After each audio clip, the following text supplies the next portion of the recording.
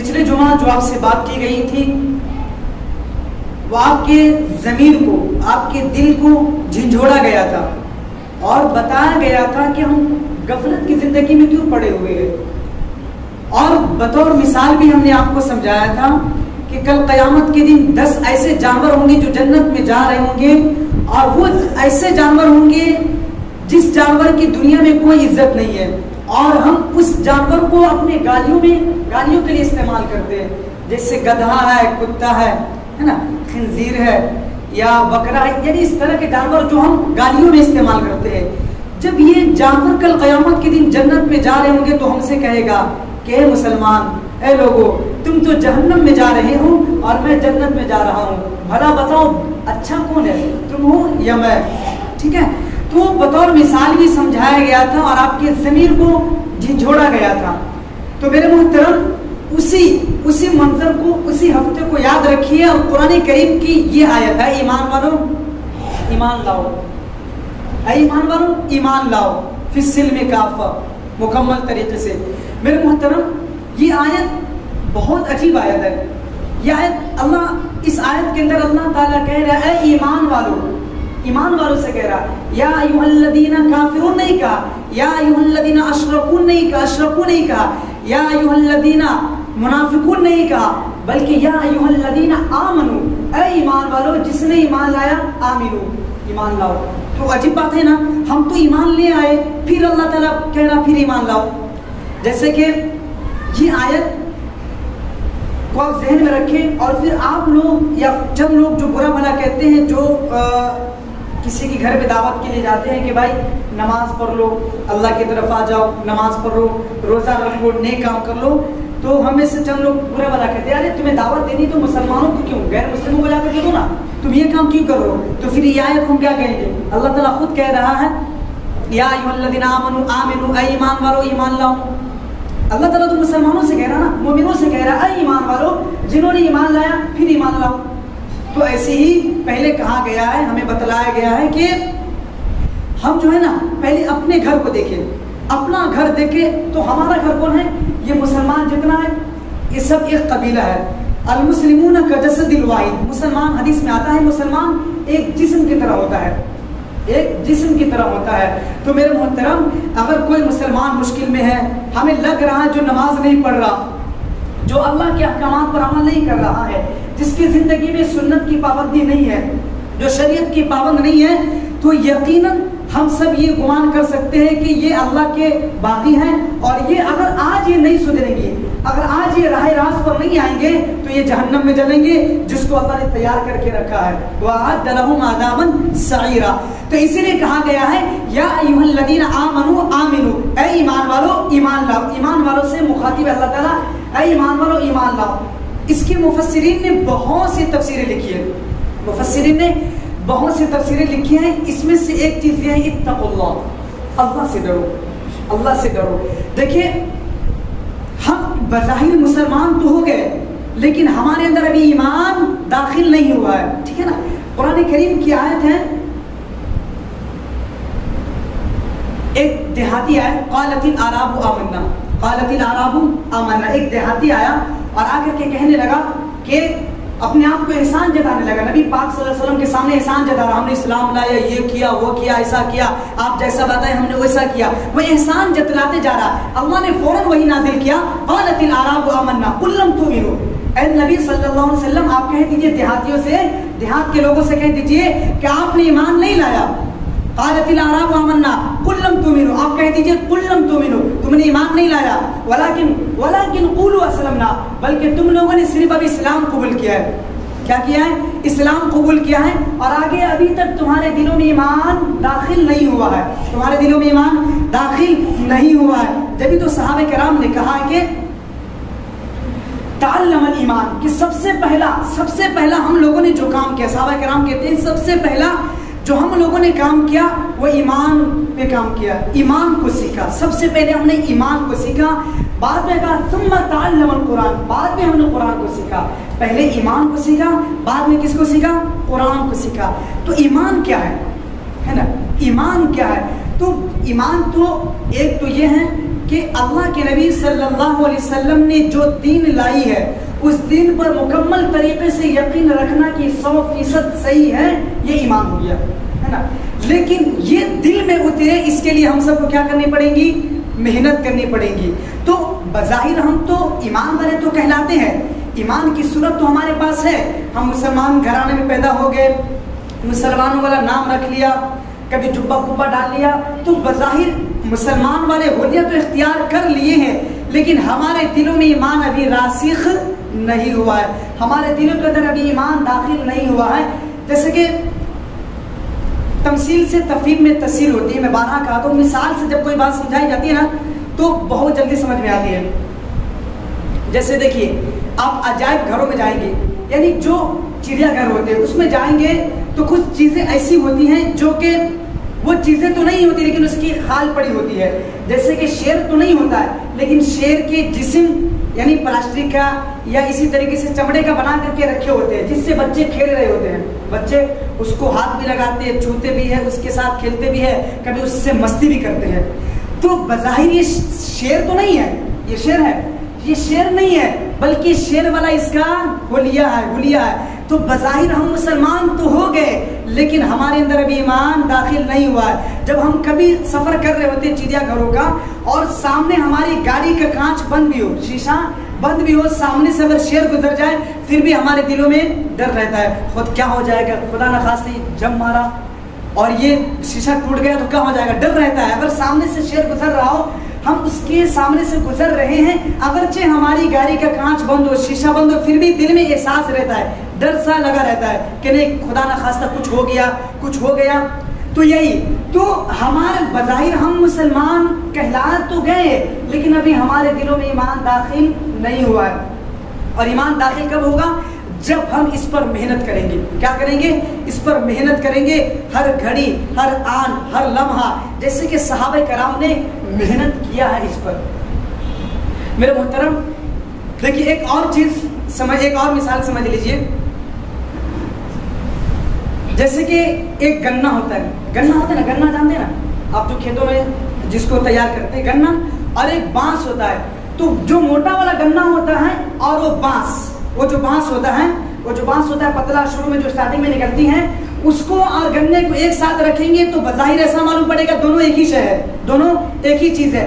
لیکن اگر آپ ایک کو اس کے رس نکالیں گے تو ایک میں مزہ آئے گا، اس کے اندر مٹھاس ہوگی، اور ایک وہ ہوں گے جس کے اندر کچھ بھی نہیں ہے نا. تو بظاہر دونوں ایک ہے لیکن دونوں کا ذائقہ الگ الگ ہے. تو ایسی مسلمان کا ہونا ایک الگ شے ہے اور دل میں ایمان کا ہونا ایک الگ شے ہے. تو مسلمان کہتے ہیں من سلم المسلمون من لسانی. حجۃ الوداع کے موقع پہ اللہ کے نبی صلی اللہ علیہ وسلم نے فرمایا مسلمان وہ ہیں من سلم المسلمون من لسانی، کہ جس کے زبان اور ہاتھ سے دوسرے مسلمان محفوظ رہے، جس کے ہاتھ اور زبان سے دوسرے مسلمان محفوظ رہے، یہ مسلمان ہے. تو بظاہر مسلمان ہم کلمہ تو پڑھ لی، مسلمان تو ہوں گے، لیکن ابھی ہمارے اندر جو یقین ہونا چاہیے، جو بھروسہ ہونا چاہیے، جو اللہ پر توکل ہونا چاہیے، جو یقین ہونا چاہیے، وہ ابھی ہمارے دلوں میں داخل نہیں ہوا. ابھی ہم مشاہدے والی زندگی گزار رہے ہیں. کون والی زندگی؟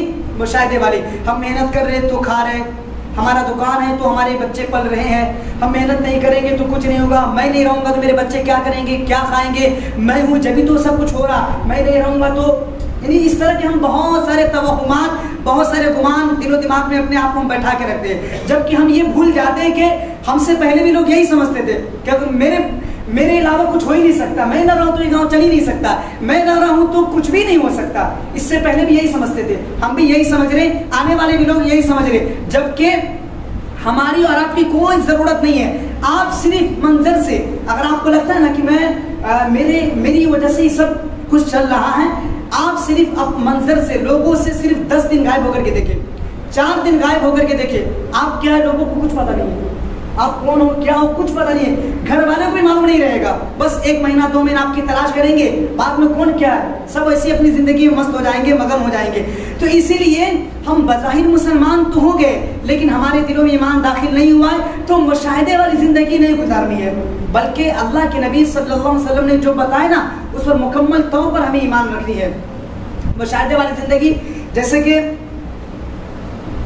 ابھی کوئی مچھلی ہے، مچھلی جانتے ہیں نا، وہ مچھلی دریا کے اندر رہ رہی ہے. ایک مچھلی کا بچہ ایک گوشت کے لتھڑے کو دیکھ کر کے اس کے طرف دوڑ پڑتا ہے. تو بڑی مچھلی جو ہوتی ہے وہ کہتی ہے کہ بھائی مت جاؤ, یہ جو تم اس کے پیچھے بھاگ رہے ہو, اس کو کھانے کے لیے جا رہے ہو, یہ تنا ہے اور اس کے پیچھے ایک بندہ ہے جو کہ تمہیں کھینچنے کے لیے تیار ہے. اگر تم اس گوشت کے لتھڑے کے پیچھے بھاگو گے تو وہ اس کے اندر جو پٹلی ہے وہ لگ جائے گا اور پھر تم چلے جاؤ گے. وہ بڑی بچی اس کو سمجھا رہی ہوتی ہے کہ سمجھ جاؤ, اگر تم نے اس کو کھا لیا تو پھر وہ بندہ تمہیں اٹھا لے گا, اوپر دریا سے باہر لے کے چلا جائے گا, جو 6 فٹ کا انسان ہوگا. پھر وہ اپنے گھر پہ لے کے جائے گا, اس کی بیوی بھی خوش ہوگی, وہ بھی خوش ہوگا کہ آج مچھلی ہاتھ لگ گیا. اور اس کے بعد اس کی بیوی تجھے ٹکڑے ٹکڑے کریں گے, پھر تیل میں بھونیں گے, پھر تیار کریں گے اور سب دسترخوان پہ بیٹھ کر کے مزے سے کھائیں گے اپنے 32 دانتوں کے اندر. تو بظاہر یہ بڑی مچھلی جب چھوٹی مچھلی کو کہہ رہی ہوتی ہے تو یہ چھوٹی مچھلی کیا سمجھ رہی کہ نہیں, کچھ اس کو تو یہ نظر نہیں آ رہا ہوگا کہ 6 فٹ کا انسان ہو یا پھر وہ تیل میں تولا جا رہا ہے یا اس کو کاٹا جا رہا ہو. بتائیے وہ تو گوشت پہ نظر پڑی ہے نا. تو اگر مان لے تو اس کے لیے اچھا ہے, اگر وہ بڑی مچھلی کی بات مان لے تو اس چھوٹی مچھلی کے لیے اچھا ہے. اگر مانیں گے نہیں, جیسے وہ اس کے پیچھے لپکیں گے تو باہر آ جائے گا. باہر آتے ہی وہ ساری چیز دیکھ سکتا ہے جو بڑی مچھلی نے اس کو بتلایا. ٹھیک ہے نا. تو ایسی جیسے ہمارے نبی صلی اللہ علیہ وسلم نے بتلا دیا کہ مرنے کے بعد یہ مناظر پیش آنے والے ہیں, یہ چیزیں قبر کے اندر یہ عذاب ہوں گے, یہ سوال ہوں گے, یہ جواب ہوں گے, میدان محشر ہوں گے, سب جمع ہوں گے. یہ جو بتلا دیا ہے نا, اس پر ہم سب کا ایمان رکھنا ضروری ہے. اگر ہم نہیں مانیں گے نا تو مرنے کے بعد تو سب مان لیتے ہیں, نہیں مانتے. وقت کا فرعون بھی مان لیا تھا, جو اپنے آپ کو کہتا تھا کہ میں خدا ہوں, اپنے آپ کو خدائی کا دعویٰ کرنے والا, انا ربکم الاعلی. وہ کہتا تھا کہ میں سب سے بڑا رب ہوں. جب دریا میں ڈوبا تو کہنے لگا آمنت برب موسیٰ و ہارون, کہ میں موسیٰ اور ہارون کے رب پر ایمان لاتا ہوں. میں موسیٰ اور ہارون کے رب پر ایمان لاتا ہوں. تو مشکل گھڑی آتی ہے مرنے کے بعد تو سب قبول کر لیتا ہے کہ بھائی میں آپ ایمان لا چکا ہوں, میں آپ داخل ہو چکا ہوں. تو سمجھدار بندہ, بہترین بندہ وہ ہے جو پہلے ہی سمجھ جائے. ٹھیک ہے نا. ایک اور مثال لے لیجئے, جیسے کہ انڈا جب تیار ہوتا ہے, انڈا جب پھٹنے کے قریب ہوتا ہے تو اس سے کوئی کہے کہ بھائی تم انڈے کے اندر رہو گے تو سلامت ہے, اور انڈے سے باہر آئے تو تم ابھی دیکھو گے دنیا کے اندر 6 فٹ کا انسان ہوگا, گھر ہوں گے, مکانات ہوں گے, سمندر ہوں گے, دریائے ہوں گے, ساری کی ساری چیزیں ہوں گی. اس لیے اندر رہو تو محفوظ ہے, باہر جاؤ گے تو پھر تمہیں مشکل کا بھی سامنا کرنا پڑے گا, اور کبھی تمہیں دسترخوان کی زینت بھی بننی پڑے گی. تو وہ بظاہر بچہ سوچے کہ نہیں نکل کے دیکھتے, تو نکل کے آئیں گے تو اپنے آپ کا مشاہدہ کر سکتا ہے, تو آنے کے ساتھ ہی مشاہدہ کر سکتا ہے. تو ایسی ابھی ہم آسمان اور زمین کے بیچ میں ایک انڈے کی مانند ہے, اور اللہ کے نبی صلی اللہ علیہ وسلم نے جو بتلا دیا ہے اس پر اگر ہم یقین کر لیے تو فبی ہمارے لیے اچھا ہے, اور اگر ہم نے یقین نہیں کیا تو پھر مرنے کے بعد, اگر ہم نے یہاں پہ تیاری نہیں کیا تو مرنے کے بعد پھر جو سزائے اور جو عذاب اللہ نے تیار کر کے رکھا ہے وہ تو مل کر کے رہے گا. مل کے رہے گا کہ نہیں رہے گا؟ مل کر کے رہے گا. تو اسی لیے اللہ تعالیٰ اس آیت کے اندر کہہ رہا ہے یا ایھا الذین آمنوا, اے ایمان والو جنہوں نے ایمان لایا, ایمان لاؤ. تو ایمان والوں سے کہہ رہا اللہ تعالیٰ تم نے ایمان لایا پھر واپس سے ایمان لاؤ. اس کا مطلب یہ ہے, اس آیت کا تقاضا یہ ہے کہ ہم بظاہر مسلمان تو ہو گئے لیکن ہمارے اندر مکمل طور پر ابھی اسلام داخل نہیں ہوا, ایمان داخل نہیں ہوا ہے. ایمان داخل کب ہوگا؟ ایمان جب ہمارے اندر داخل ہوگا تو ہم مقام تسخیر تک پہنچ سکتے ہیں. کس تک؟ مقام تسخیر. اور مقام تسخیر کس کو کہتے ہیں؟ اجزائے ترکیب جس سے انسان بنتے ہیں, اور وہ 4 ہیں, ہوا ہے, پانی ہے, آگ ہے, مٹی ہے. یہ 4 چیزوں سے انسان تیار کیے جاتے ہیں. تو ایمان کو آپ کیسے داخل کر سکتے ہیں؟ ایمان آپ کے اندر کیسے داخل ہوں گے؟ اس کے لیے آپ کو چند کام کرنے پڑیں گے. سب سے پہلے علم ترو, اللہ تعالیٰ نے قرآن میں جگہ جگہ کہا ہے علم ترو, علم ترو, اولم یسیروا فی الارض, اولم یسیروا فی الارض, کہ تم دیکھتے نہیں یہ نشانی, تم دیکھتے نہیں یہ پہاڑ, تم دیکھتے نہیں یہ آسمان, تم دیکھتے نہیں یہ زمین. اللہ نے بہت ساری جگہوں پہ کہا ہے, اور اللہ نے کہا ہے اولم یسیروا فی الارض, کہ تم لوگ زمین میں سیر کیوں نہیں کرتے, زمین میں گھومتے کیوں نہیں, پھرتے کیوں نہیں ہو, تاکہ تمہیں اندازہ لگے کہ یہ بظاہر خود نہیں ہو رہا, یہ مشاہدے والی جو تمہاری زندگی نا یہ بظاہر خود نہیں ہے, بلکہ اس کے پیچھے کوئی چلا رہا, کوئی ہے جو اس کے ڈور کو سنبھالے ہوا ہے. جیسے کہ بچپن میں ہم لوگوں کے زمانے میں میرا اکثر بچپنا دہلی میں گزرا ہے، تو دہلی میں بسا اوقات کبھی کبھی کھیلا دکھانے والے آتے تھے، گلیوں میں آتے ہیں نا کھیلا دکھانے والے، بندر کا کبھی اس کا کبھی اس کا. تو ایک جگہ ہم نے دیکھا کہ ایک باولی تھی اور وہ باولی بات بھی کر رہی ہے، کھیل ایک میلہ لگا ہوا تھا اور باولی تھی اور وہ باولی بات بھی کر رہی ہے، ڈانس بھی کر رہی ہے اور ہنس بھی رہی، سارے کام کر رہی ہے. تو ہم لوگ سمجھ رہے کہ یہ اصلیت میں یہ باولی یہ بات کر رہی ہے. جب ہم گھر پہ گئے تو ہماری بہن نے بتلایا، بہن سے پوچھا کہ یہ کیا بات ہے، تو بہن نے کہا کہ بظاہر یہ خود بات نہیں کر رہا، بلکہ اس کے پیچھے کوئی بندہ کھڑا، کوئی بندی کھڑی تھی جو اس کو ڈوڑ کے ہلاتا ہے، تو جیسے ہلاتے ہیں اس انداز میں بات کرتے ہیں. پہلے سے اس کی مشین فٹ ہوتی ہے، اس ڈوڑ کو ہلائیں گے تو بات کریں گے، اس کو ہلائیں گے تو ڈانس کریں گے، اس کو ہلائیں گے تو ہنسیں گے. تو ایسی ہی اللہ تبارک، یہ دنیا جو ہے نا ایسی ہی نہیں چل رہی ہے. ہمیں لگ رہا ہوگا کہ ایسی چل رہا، چاند اپنے حساب سے نکل رہا، یہ خود ہی نکل رہا، یہ بارش کا خود ہی برسنا، ہواؤں کا خود ہی چلنا، یہ بظاہر ہم کو ایسا لگ رہا، جبکہ ایسا نہیں ہے، بلکہ اس کے پیچھے کوئی قدرت ہے جو اس کو چلا رہی ہے. اور کون ہے وہ؟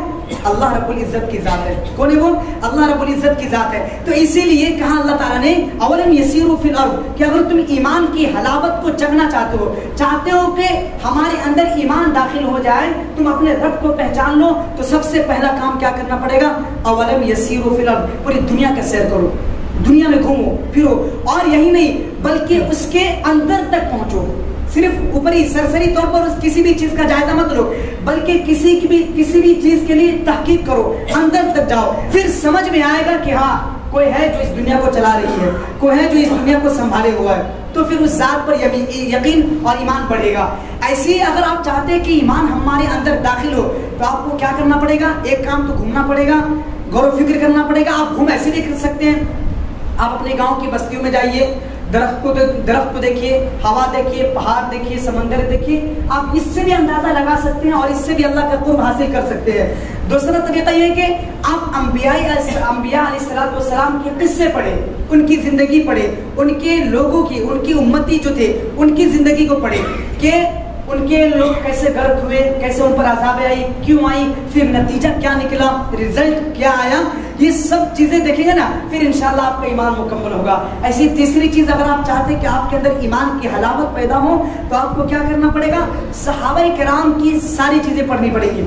صحابہ کرام کے اوپر اللہ تعالیٰ کی کیسی کیسی مددیں آئی، صحابہ کرام کے اوپر اللہ کی مددیں کیسے آئی، اس چیز کو آپ پڑھیں گے تو پھر انشاءاللہ آپ کامیابی کو پہنچ سکتے ہیں. اور صحابہ کرام نے اللہ پر ایمان کیسا کیا، تو میں آپ کو بتانے وہی جا رہا تھا کہ اگر ایمان کی ہے، کون مقام تسخیر کو پہنچنا چاہتے ہیں تو اپنے آپ کو مکمل کرنا پڑے گا ایمان. اور ایمان کیسے مکمل کرنا پڑے گا؟ غور و فکر کے ساتھ. اسی طریقے سے پہلی امتیوں کے قصے پڑھ رہے، نبیوں کے قصے پڑھنے ہیں، صحابہ کرام کی زندگی پڑھنی کہ اس نے اپنے ایمان کو کیسے مکمل کیا. کیونکہ صحابہ کرام نے کہا نا تعلم الایمان، پہلے ہم نے اس ایمان کو سیکھا، ثم تعلم القرآن، پھر ہم نے قرآن کو سیکھا. تو پہلے ایمان سیکھنے کی ضرورت ہے کہ صحابہ نے مشکل گھڑی میں، پریشانی میں، تکلیف میں، چاروں طرف سے ان لوگوں کے لیے اندھیرا تھا نا. جب کوئی بندہ اسلام قبول کرتا تو اس کے لیے چاروں طرف دنیا ہی نظر نہیں آتا تھا، چاروں طرف اندھیرا، جدھر گیا ادھر سے ظلم و ستم، پریشانی، تکلیف، ایسی تکلیفیں دی گئی کہ نہیں دی گئی؟ بظاہر ان کو کچھ سمجھ نہیں آ رہا، لیکن اس کے اندر ایمان داخل ہو چکا تھا. اللہ ایک ہے جو ساری کائنات کو چلا رہی ہے، انشاءاللہ ضرور مجھے کامیابی دے گا. اس پر ایمان آ چکا تھا نا. تو ایسی مقام تسخیر تک ہمیں پہنچنا ہے، اور مقام تسخیر کو صحابہ کرام نے بخوبی حاصل کیا ہے. مقام تسخیر کو صحابہ کرام نے بخوبی حاصل کیا ہے. آپ حضرت عمر رضی اللہ تعالیٰ عنہ کا نام سنے ہوں گے، یہ دوسرے خلیفہ ہیں اور یہ مسلمانوں کا امیر ہے، امیر المومنین. ان کے زمانے میں ایک پہاڑ سے آگ نکل کر کے مدینہ کی طرف آنے لگا، مدینہ کی بستی میں داخل ہونے لگا. تو لوگوں نے کہا امیر المومنین سے، امیر المومنین ایک جنگل کی طرف سے آگ نکل کے آ رہی ہے مدینے کی طرف، اگر ہم اس کو نہیں روکیں گے تو پورے مدینے تباہ و برباد ہو جائیں گے، جل کے راکھ ہو جائیں گے. حضرت عمر نے اپنے رومال دیے اور اس کو کہا، ایک صحابی تمیم داری رضی اللہ تعالیٰ عنہ کو کہا کہ لو یہ رومال اور اس آگ کو مارتے جاؤ. اور اس آگ پہ جیسے مارتے گئے، یہ آگ جہاں سے نکلا تھا وہاں تک چلا گیا. تو یہ آگ پر بھی حکومت کی. مقام تسخیر یعنی اللہ تعالیٰ نے چاروں چیز پر، مقام تسخیر آگ، پانی، ہوا اور مٹی، چاروں چیز پہ اللہ کے بندوں کو، اللہ نے اپنے بندوں کو اختیار دے دیا تھا کہ آگ بھی حضرت عمر کی بات مان رہی ہے. مقام تسخیر. اسی طریقے سے ایک جنگ ہو رہی ہے اور اس جنگ میں دشمن پہاڑ کے پیچھے سے حملہ کرنے والے ہیں صحابہ کرام پہ.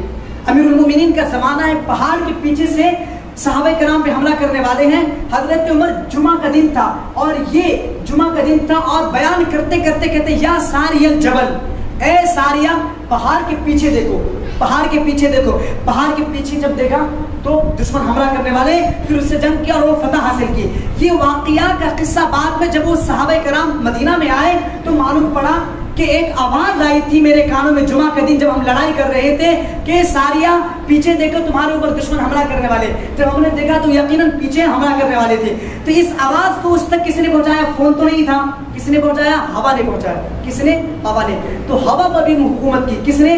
جب مسلمان کا ایمان مکمل تھا, اللہ پر یقین مکمل تھا, تو اس نے ہوا پر بھی حکومت کی.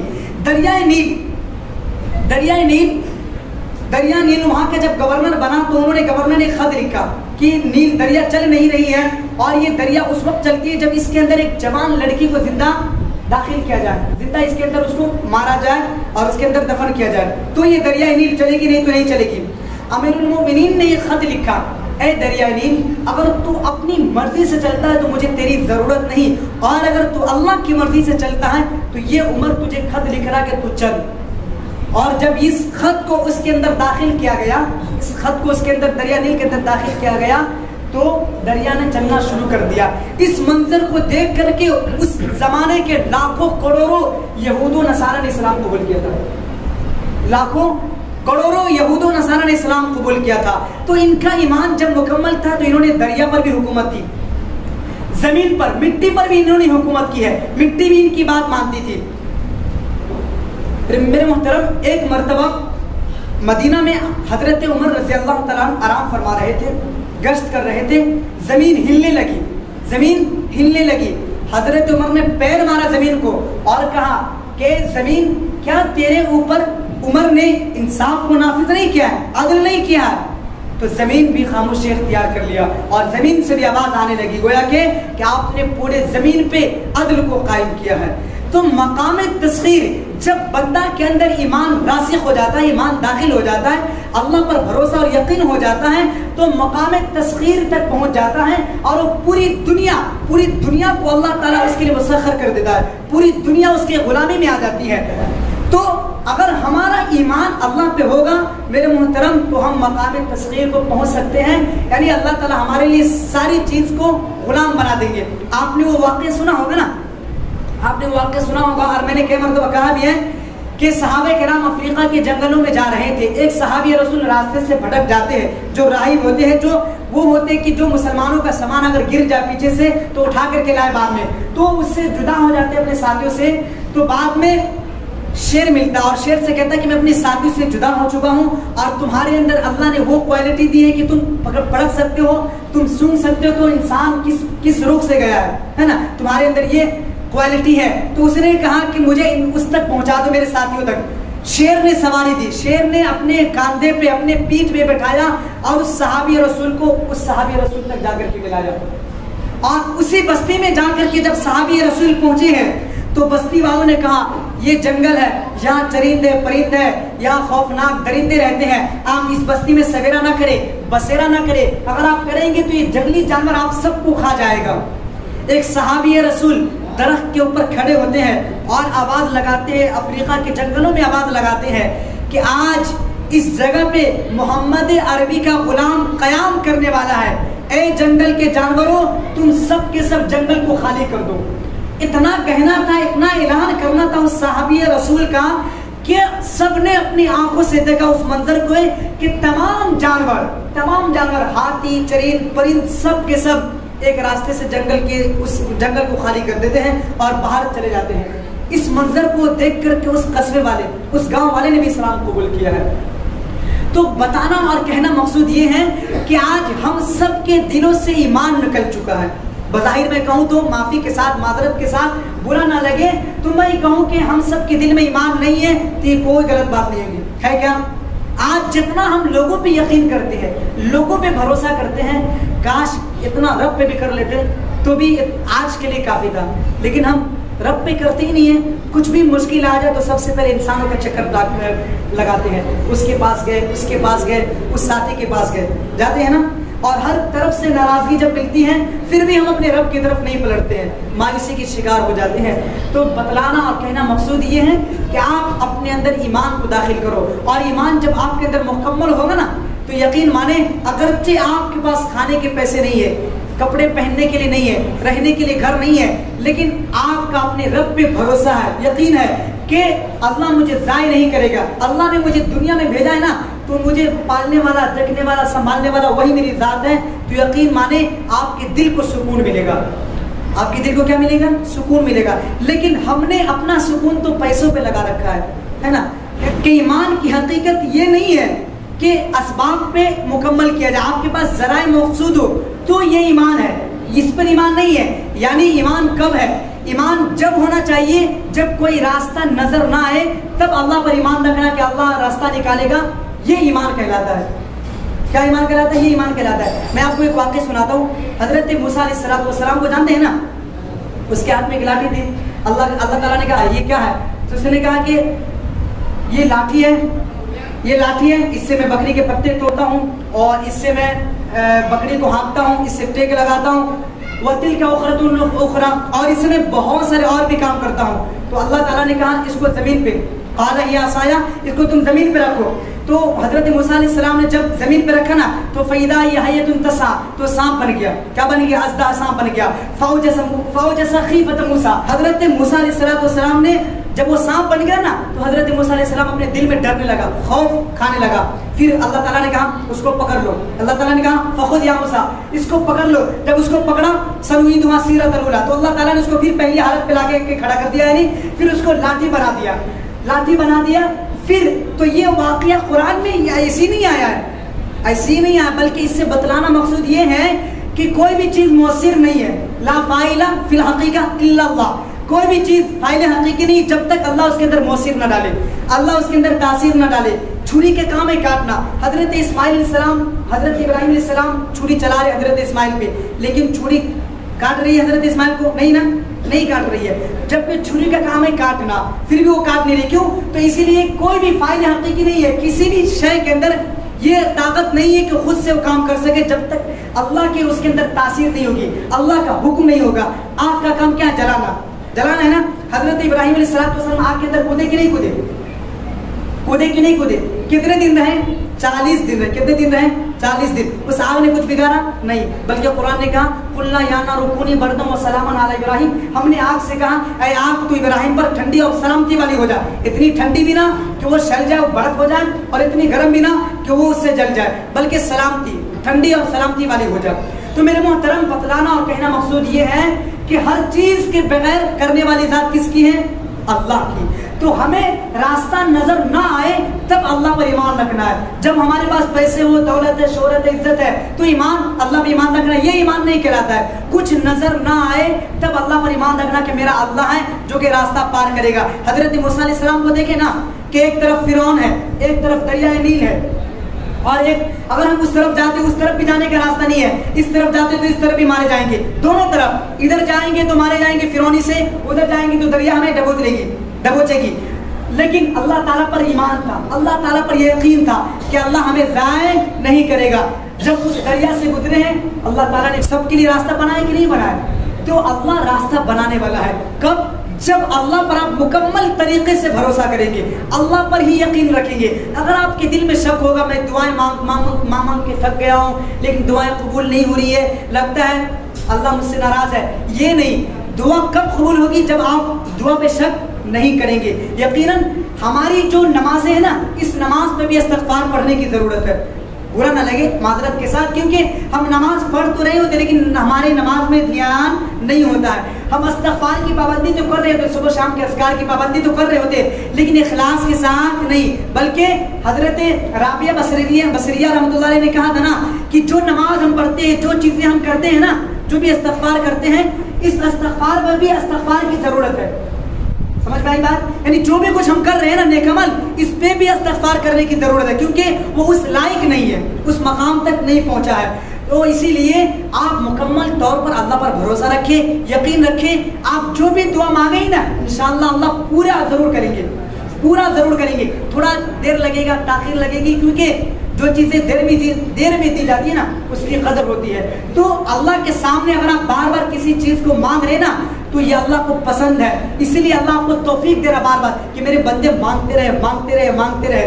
پھر بعد میں آپ کو وہاں سے آپ کے لیے راستے بنائے گا جہاں سے آپ گمان بھی نہیں کر سکتے. جو آپ کا دشمن ہوگا, جو آپ کا جانی دشمن ہوگا, وہ بھی آپ کا دلاسا دلانے لگے گا. ٹھیک ہے نا. تو اسی لیے آپ کو جو بھی کچھ چاہیے, جو بھی چاہیے اللہ سے مانگیں گے انشاءاللہ. اللہ پر ایمان رکھیں گے انشاءاللہ, اللہ پر ہی بھروسہ رکھیں گے انشاءاللہ, اور مکمل رکھیں گے انشاءاللہ. رکھیں گے. اس آیت کا خلاصہ یہی ہے.